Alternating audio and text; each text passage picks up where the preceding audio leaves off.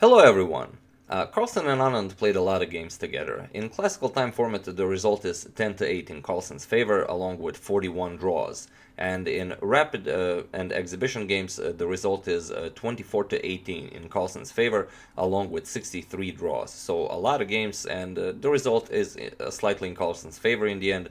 But since Carlsen did take the World Chess Championship away from Viswanathan Anand, the two of them will always be lifelong rivals. So it's always interesting when two of them meet across the board.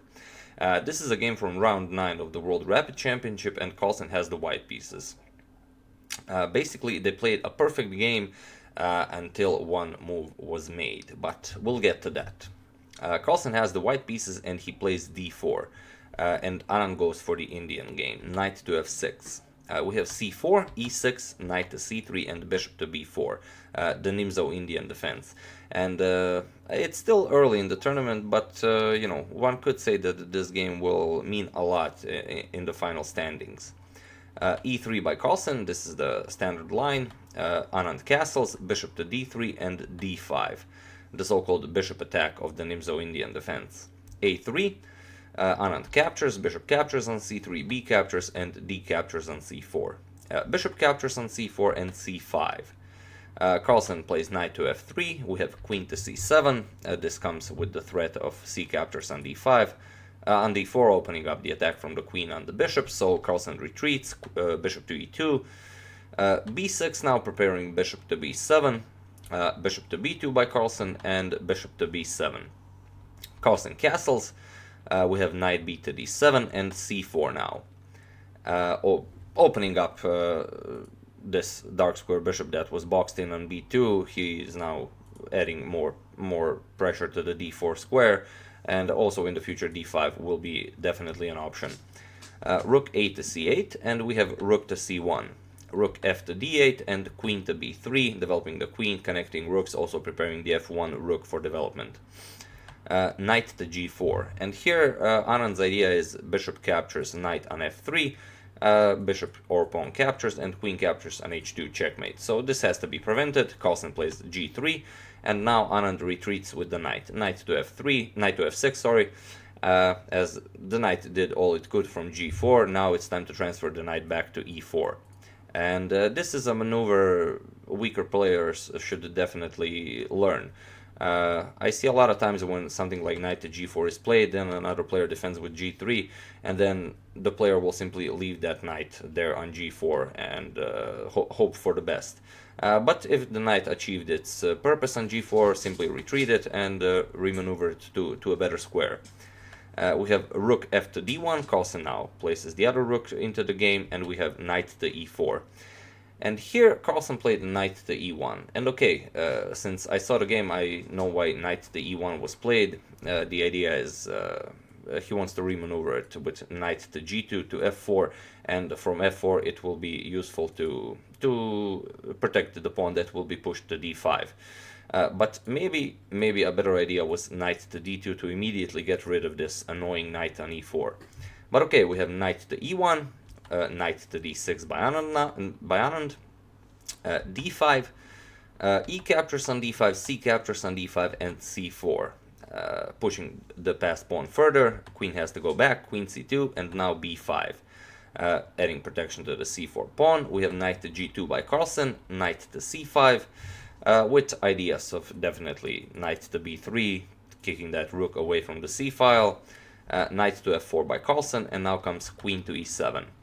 And here Carlsen plays bishop to g4. This comes with a tempo on the rook on c8, but as you'll see, a better idea was bishop to f3.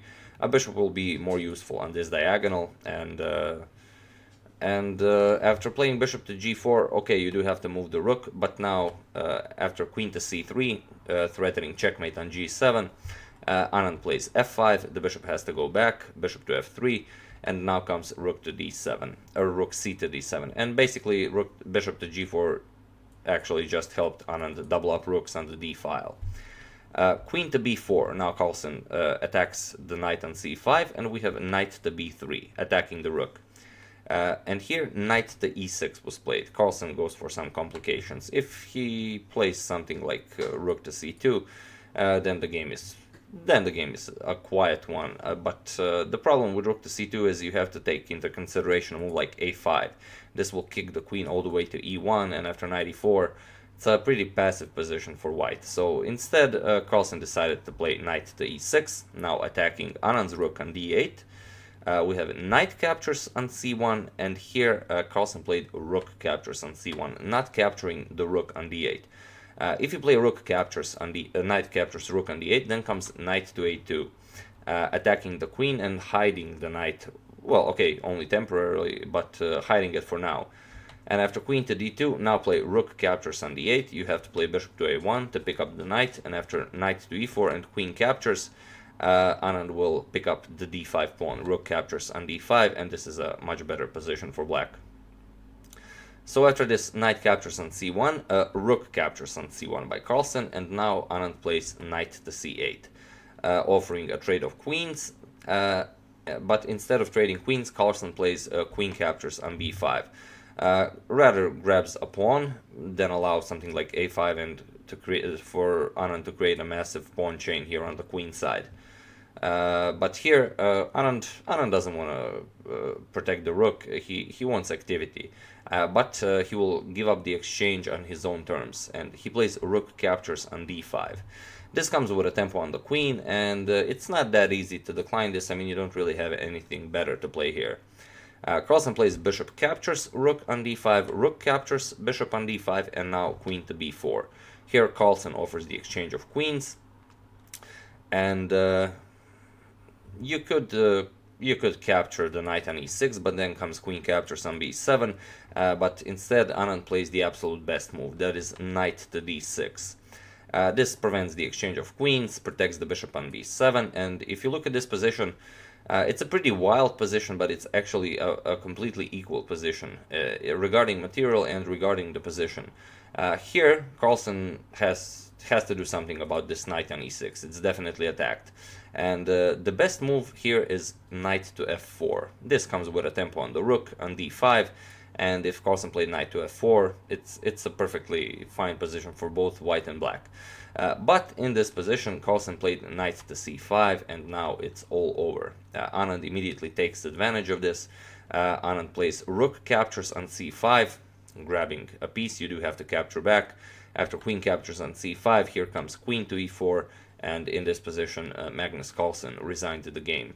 The threat, of course, is either queen to g2 checkmate or queen to h1 checkmate, and it seems like you can prevent this by playing king to f1, but in truth you can't. After queen to h1 check, king to e2, now bishop to f3 check, king to d2, now comes knight to e4 check, forking the king and the queen. And after you move your king, simply queen captures rook on c1. After bishop captures, now you simply pick up the undefended queen on c5. Knight captures on c5, and Anand is up a piece, completely winning endgame. But let's get back to this position when I said that in this position, instead of knight to c5, if Carlsen played knight to f4, this is okay. If you play knight to f4 here, then the same idea doesn't work. For example, if queen to e4, then after knight captures and queen captures, now Carlsen could play, for example, king to f1, because now the same idea doesn't work. Queen to h1 check, king e2, and now you don't really achieve anything by playing bishop to f3. If bishop to f3, king here, there is no knight e4 check picking up the queen. So here you'd have to play something. Now your knight is attacked on d6. So after this king to e2 move, you'd probably have to play something like queen to f3 check, and probably a repetition of moves would occur. But instead of this knight to f4, Carlsen played knight to c5, and this beautiful game was created. A wonderful victory for the former world champion Viswanathan Anand, and definitely a worthy point to get in the tournament. So yeah, that's the game. I do hope you enjoyed it. I would like to thank Damet Pletvarec for a contribution to my channel. Thank you a lot, I really appreciate it. As usual, you can check 2 of my previous videos here. Both of them will be from the World Rapid Championship. Thank you all for watching, and I will see you soon. And as usual, feel free to suggest your own favorite game from this championship. Thank you all and see you soon.